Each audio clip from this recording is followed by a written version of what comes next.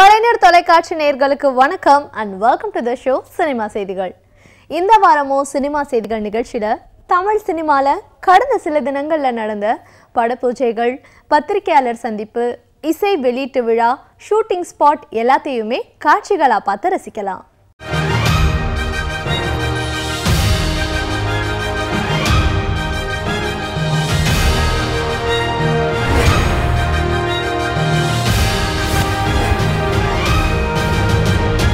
ரசிகர்கள் மத்தியில் ஜோடியாக வரவேற்பு அடைந்த ஹீரோ ஹீரோயின்கள் அடுத்தடுத்த படங்கள்ல ஜோடியா நடிச்சு வெற்றி அடைய முயற்சி செய்வாங்க. செய்தி என்னன்னா, ராஜேஷம் இயக்கத்தில் சிவகார்த்திகேயன் நடிக்கிறாருன்ற செய்தியை நம்ம ஏற்கனவே பார்த்தோம். இந்த படத்துல சிவகார்த்திகேயனுக்கு ஜோடியா நடிக்கிறாங்க நயன்தாரா. இன்றைய அரசாங்கத்தின் அவலங்களை தட்டி கேட்பவர்களில் ஒருவர் டிராபிக் ராமசாமி. இவருடைய பெயர் கொண்ட தலைப்பில் உருவாகும் படத்துல நடிக்கிறாரு எஸ். ஏ. சந்திரசேகர். இந்த படத்தை இயக்குறாரு விக்னேஷ். எஸ். ஏ. சந்திரசேகருடன் இணைந்து ரோஹிணி, இயக்குனர் ஏ. வெங்கடேஷ், போஸ் வெங்கட், ஆர். கே. சுரேஷ் என பல பேர் நடிச்சிருக்காங்க. நான் கடைசியாக இந்த இண்டஸ்ட்ரியில இருந்ததுக்கு அடையாளமாக எதை விட்டு விட்டு சென்றேன் அப்படின்னு நானே எனக்கு ஒரு கேள்வி கேட்கும் போது, இப்படிப்பட்ட ஒரு போராளியை மக்களுக்கு அடையாளம் காட்டி விட்டு சென்றேன்.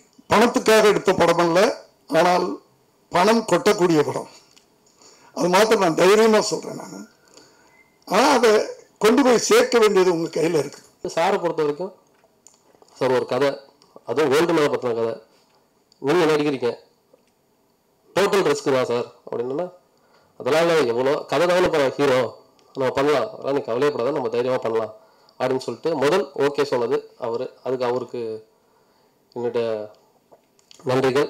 கேமரா பண்ணுறது சொல்கிறத விட நிறைய கற்றுட்டு இருக்கேன் நான். இந்த படத்தில் வந்து கோச்சிங் நிறைய இருக்குது. ஒரு 22 minutes வந்து கோச்சிங் இருக்குது. We just short in 4 days. So அந்தளவுக்கு ரொம்ப ஃபாஸ்ட்டாக ஷூட் பண்ணுறாரு. நான் நடிக்கணும், அவருடைய வைஃப் கேரக்டரில் நடிக்கணும் அப்படின்னு சொன்ன உடனே எந்த ஒரு மறு பேச்சும் இது எதுவுமே இல்லாமல் ஒத்துக்கிட்ட படம். இத்தனை வருஷங்களில் நான் 5 வயசுலேருந்து நடிச்சிட்ருக்கேன். இத்தனை வருஷங்களில் நான் ரொம்ப பெருமைப்படுற படம், நான் நடித்ததில் ரொம்ப பெருமைப்படுற படம் அப்படின்னா அந்த டிராஃபிக் ராமசாமி. இந்த படத்தை பொறுத்த வரைக்கும் நான் ஒரு படம் ஹீரோவா வரிசையாக படங்கள் போயிட்டு இருக்கும்போது, அப்பா இந்த படத்தோட நீ பண்ணுற அப்படின்னு சொன்னோடனே நான் இம்மிடியேட்டாக அப்பா நான் கண்டிப்பாக பண்ணுறேன்ப்பா அப்படின்னு சொல்லிட்டு நான் கதையெல்லாம் கேட்கலாம் இல்லை. அப்புறம் அந்த இது வந்து அப்பா லைட்டாக லைன் சொன்னாங்க. லைன் சொன்னோடனே அப்பா ரொம்ப நல்லா இருக்கு, என் கேரக்டர் ரொம்ப நல்லா இருக்கு. இந்த படத்தில் வந்து அவ்வளோ விஷயங்கள் இருக்கு. இந்த படம் ரிலீஸ் ஆகும்னு உங்களுக்கு தெரியும். இங்கே வந்துட்டு இட்ஸ் மை மூணாவது film. And I was very nervous. Tamil dialects episode, sir, Rohi ma'am, R. K. Suresh sir, எல்லார்கிட்ட நான் like I'm very new relative to all of them, but they were very helpful. 12 வருடங்களுக்கு பிறகு முதல் முறையாக அக்ஷயா யாழின்ற படத்தை இயக்கியிருக்காங்க. தமன் ஹீரோவா நடித்திருக்கும் இந்த திரைப்படத்தின் பெரும்பான்மையான பகுதி மலேசியால படமாக்கப்பட்டிருக்கு. படம் வெளி வந்ததுக்கு அப்புறம் எப்படி இருக்கும் அது வந்து ஆடியன்ஸ் கையில் இருக்குது. பட் வாட் டில் நவ் என்னோட பெஸ்ட் நான் பண்ணியிருக்கேன். மாரலி, எமோஷ்னலி எல்லாமே சொல்லணும்னா என்னோடய ஹஸ்பண்ட் ரொம்ப சப்போர்ட் பண்ணியிருக்காங்க. என் ஃபேமிலி கூட, அப்பா அம்மா எல்லாருமே. இந்த படத்தை நாங்கள் மலேசியாவில் ஷூட் பண்ணியிருந்தோம். ஒரு 45 days ஷூட் பண்ணோம். தென் புனேயில் ஷூட் பண்ணியிருக்கோம், பாண்டிச்சேரி, சென்னை. ஒரு குட்டி படத்துக்கான இலக்கணம் எதுலேயுமே இல்லை. ஒரு பெரிய படத்துக்கான பட்ஜெட்டும் சரி, அதோட மேக்கிங்லேயும் சரி, கதையிலையும் சரி, எல்லாத்தையுமே எந்த விதத்துலேயும் நாங்கள் காம்ப்ரமைஸ் பண்ணாமல் எடுக்கப்பட்ட படம். நான் என்னுடைய கனவும் இன்று இயக்குனர், இவங்க கனவும் ஒன்று தான். இவங்க புதுசாக திங்க் பண்ணாங்கன்னா அதுக்கேற்ற மாதிரி நம்ம எப்படி திங்க் பண்ணலாம் இன்னும் யோசிப்போம். அந்த மாதிரி இன்னைக்கு வந்து காம்படிட்டிவாக யங்ஸ்டர்ஸ் வந்து அவ்வளோ எக்ஸ்ட்ராடினரி. நாடோடிகள் 2 சமுத்திரக்கனி இயக்கும் இந்த படத்துல சசிகுமார், அஞ்சலி நடிக்கிறாங்க. சசிகுமாருக்கு தங்கையா நடிக்கிறாங்க அதுல்யா ரவி. இயக்குனர் பாண்டியராஜின் மகன் பிருத்வி சினிமால ஜெயிக்கணும்னு தொடர்ந்து போராடிட்டு இருக்காரு. பிருத்வி ஹீரோவாவும் வீணா ஹீரோயினாவும் நடித்திருக்கும் திரைப்படம் தொட்ரா. இந்த படத்தை மதுராஜ் இயக்கியிருக்காரு. இந்த படத்தின் இசை வெளியீட்டு விழால இயக்குனர்கள் பாக்யராஜ், பாண்டியராஜன் உட்பட பல பிரபலங்கள் கலந்துக்கிட்டு வாழ்த்துனாங்க. நான் இந்த படம் பார்க்கறதுக்கு ரஷ் பார்க்கறதுக்கு முன்னாடி, இந்த ட்ரெய்லர் பார்க்கறதுக்கு முன்னாடி என் மனநிலையே வேறு. இதை பார்த்தோன்னே புது தெம்பாயிடுச்சு. இந்த படத்து ஹீரோ என் பையனா, இதை விட நான் கொடுத்து வைக்கணும். அது ஃபோட்டோகிராஃபி சொல்ல போனால் ஐஸ் வாட்டரில் மூஞ்ச கழுவிட்டு சின்னது பார்த்தா அப்படி இருக்கும். அதான் இருக்குது. அது அற்புதமான மியூசிக் பெரிய உதாரணமே இந்த டியூனை கேட்டவுடனே சிம்பு பாருன்னு சொன்னார்ல, அதே முதல் வெற்றி. மதுராஜ் வந்தார். சார் இந்த படத்தில் உங்களுக்கு ஒரு நெகட்டிவ் ரோல் அப்படின்னாரு. எனக்கே தெரியும் யாரும் பாசிட்டிவ் ரோல் சொல்ல போகிறது இல்லைன்னு. அதனால் சரி சொல்லுங்கள் அப்படின்னேன். சார் 2 லவ்வர்ஸ் வந்து ஒரு தப்பான கையில் சிக்கிக்கிறாங்க சார். அவங்க ஜாதி பிரச்சனை, 2 வெவ்வேறு ஜாதிக்காரங்க உள்ளே லவ் பண்ணி ஊரை விட்டு ஓடி ஒரு தப்பான கையில் சிக்கிக்கிறாங்க. அவன் அவங்கள கையில் வச்சுக்கிட்டு அவங்களுக்கு சப்போர்ட் பண்ணுற மாதிரி பண்ணிக்கிட்டு பேரன் பேசுகிறான் பேரண்ட்ஸ்கிட்ட. இதுதான் சார் உங்கள் கேரக்டருன்னாரு. அதுக்கப்புறம் நான் கதை கேட்கல, ஓகே அப்படின்னு நான் சொல்லிட்டேன். அதுக்கப்புறம் நான் ஸ்பாட்டுக்கு போய் தான் நடித்தேன். பிரிதியை பற்றி பாண்டியராஜன் கொஞ்சம் எமோஷனலாக ஃபீல் பண்ணாப்புல. அந்த அளவுக்கு ஃபீல் பண்ணுற அளவுக்கு ஒன்றும் இல்லை. ஏன்னா எனக்கும் பிரிதியை பார்க்கும்போதெல்லாம் அவன் டேலண்ட்டுக்கு உண்டானது அதுவும் இன்னும் அதுக்கான டைம் இன்னும் வரல. அதனால் கூடிய சீக்கிரம் வரும் அப்படின்னு நினச்சேன். ஸோ இப்போ எல்லாருமே இந்த படம் பார்க்கும்போது தொழிலில் பிரிதி நல்லா பண்ணியிருக்கேன் அப்படிங்கிற மாதிரி எல்லாத்துக்கும் ரொம்ப சந்தோஷமாக இருக்குது. நான் இந்த தொட்ரா படத்தோட ப்ரொடியூசர். இந்த படம் மிகப்பெரிய வெற்றி படமாக வரும்னு நம்புகிறேன். ஒரு பெண் தயாரிப்பாளர் இந்த ஃபீல்டுக்கு வந்திருக்கேன் நான். பட் எனக்கு இந்த சினிமா துறை பற்றி எதுவுமே தெரியாது, நம்பி வந்திருக்கேன். நான் தான் தொட்ரா படத்தோட டைரக்டர் மதுராஜ் பேசுகிறேன். தொட்ரா ஒரு யதார்த்த வாழ்வியலை பற்றின ஒரு படம். யதார்த்த கதைகளுக்கு ரசிகர்கள்கிட்ட எப்போவுமே ஒரு வரவேற்பு இருக்கும். அந்த வகையில் ஒரு ஒரு ஒரு ஒரு காதல் படத்துக்கு அப்புறம் ஒரு யதார்த்திய வாழ்வியலை பற்றின ஒரு படமாக இந்த படம் இருக்கும். நான் உங்கள் பிருத்வி பாண்டியராஜன் பேசுகிறேன். ரொம்ப நாள் கழிச்சு இந்த படத்துக்கு ரொம்ப டைம் ஆச்சு மேக்கிங்க்கு. ஸோ இன்றைக்கி நல்லபடியாக படம் முடிஞ்சு படத்தையும் பார்த்துட்டேன். ரொம்ப சந்தோஷமாக இருக்குது. ஒரு சாங் ஆல்ரெடி ரிலீஸ் பண்ணியிருக்கோம், பக்கு பக்குன்ட்டு. அந்த சாங் ஆல்ரெடி வைரலாக போயிட்டுருக்கு. எஸ்டிஆர் பண்ணது. எல்லா சாங்ஸுமே நல்லா வந்திருக்கு.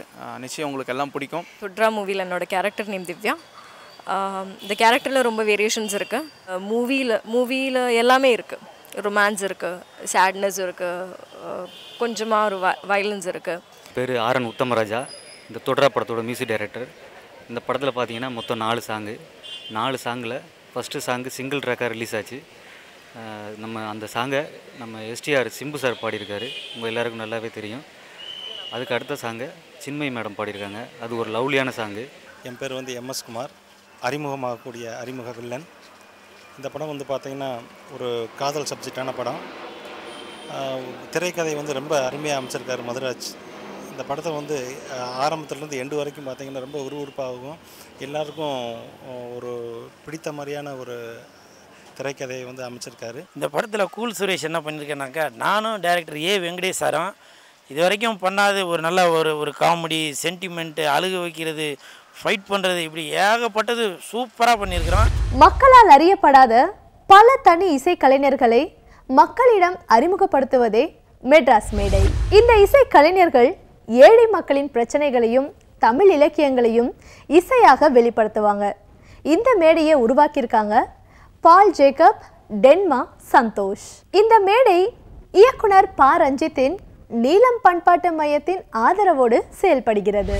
நம்முடைய தனி இசையில் இந்த மாதிரியான இண்டிபெண்டான ஆர்டிஸ்ட்டை எப்படி உள்ளே கொண்டு மெயின் ஸ்ட்ரீம் ஆடியன்ஸ் கிட்ட டிஸ்கஷன் பண்ண வைக்கலாம் அப்படின்றது தான் இதில் ரொம்ப முக்கியமான முயற்சியாக நான் பார்க்குறேன். நான் அந்த மாதிரி ஒரு முயற்சியாக மெட்ராஸ் மேடை பண்ணுற, அதாவது மெட்ராஸ் ரெக்கார்ட்ஸ் உருவாக்கியிருக்கிற மெட்ராஸ் மேடை நிச்சயமாக இருக்கும்னு நான் நம்புகிறேன். மெட்ராஸ் மேடை என்ற ஒரு நிகழ்ச்சி இது நம்ம சென்னை சிட்டிக்கே ஒரு புதுமையான ஒரு விஷயம்.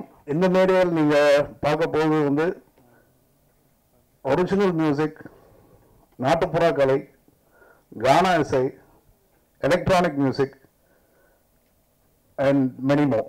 It is this very fact makes Madras Mede. இப்போ மெட்ராஸ் மேடைங்கிறது மற்ற கலைஞர்கள், அதாவது மற்ற ஆர்டிஸ்ட் என்னை மாதிரி இருக்கிற மற்ற ஆர்டிஸ்ட் எல்லாருக்கும் ஒரு ஸ்டேஜ் கிடைக்கணும். ஏன்னா லைவ் பர்ஃபார்மன்ஸ் தான் எங்களோட மெயின் ஒரு தீனி தான் அது ஆக்சுவலாக. ஏன்னா ரெக்கார்டிங் எவ்வளோ தான் பண்ணாலும் கடைசியில் லைவில் போய் வாசிச்சு தான் எங்களுக்கு அந்த எனர்ஜி, அந்த இது கிடைக்கும். அதில் தான் நாங்கள் அடுத்த இதுக்கே மூவ் பண்ண முடியும். அண்ட் இது ஸ்பெசிஃபிக்காக ஒரு ஸ்பெசிஃபிக் ஜானர் கிடையாது, ஜானர் ஸ்பெசிஃபிக்காகவே கிடையாது. இது எல்லாமே சேர்த்து இது ஒரு பெரிய ஒரு கொண்டாட்டம் தான். தமிழில் நிறைய ஹீரோக்களோடும் அதிக இன்னோசன்ட் கேரக்டர்களிலும் நடித்தவர் ஹன்சிகா. முன்னணி ஹீரோயின்கள் சோலோவாக நடித்து புகழ் பெறுவதை தொடர்ந்து ஜமீல் இயக்கத்தில் சோலோவாக நடிக்கிறாங்க ஹன்சிகா.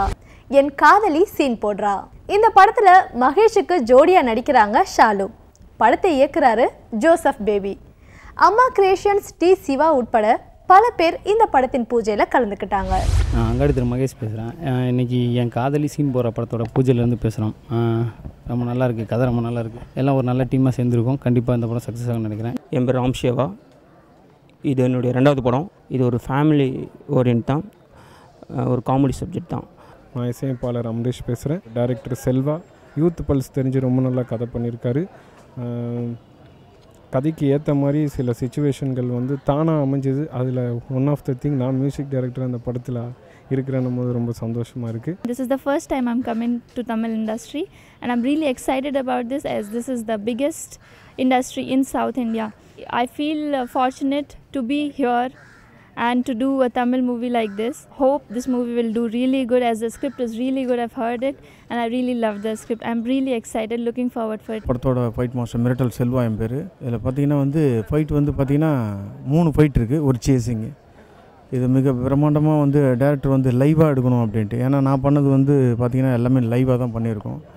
இந்த ஃபைட் வந்து ஒரு டிஃப்ரெண்ட்டான ஒரு மேக்கிங்கில் ரோப்பே இல்லாமல் ஃபைட் எடுத்துருக்கோம் லைவ். நான் தான் அம்புலி கோகுல். ஸோ இங்கே நான் எதுக்காக வந்திருக்கேன் அப்படின்னா இந்த படத்தில் வந்து ஒரு முக்கியமான ரோல் நான் பண்ணுறேன். ஸோ இந்த படம் வந்து ஒரு வித்தியாசமான ஸ்டோரி. நான் உங்கள் தர்மத்துறை ஜீவா பேசுகிறேன். நான் இந்த படத்தில் வந்துட்டு ஏன் சீனு போடுறேன். அந்த படத்தில் வந்து நான் ஒரு போலீஸ் ஆஃபீஸர் கேரக்டர் பண்ணுறேன். ஸோ முதல் முறையாக ஒரு வித்தியாசமான கேரக்டர் பண்ணுறேன். இது வரைக்கும் எல்லா கேரக்டர்லையும் அம்மா அக்கா அப்படின்னு பண்ணிட்டு இருந்தேன். இதில் வித்தியாசமாக ஒரு போலீஸ் ஆஃபீஸர் கேரக்டருக்காக நான் கன்ஃபார்ம் ஆகியிருக்கேன். எனக்கு ரொம்ப சந்தோஷமாக இருக்குது. நடிகை நந்திதா சின்ன சின்ன வித்தியாசமான கேரக்டர்களில் நடிப்பவர்.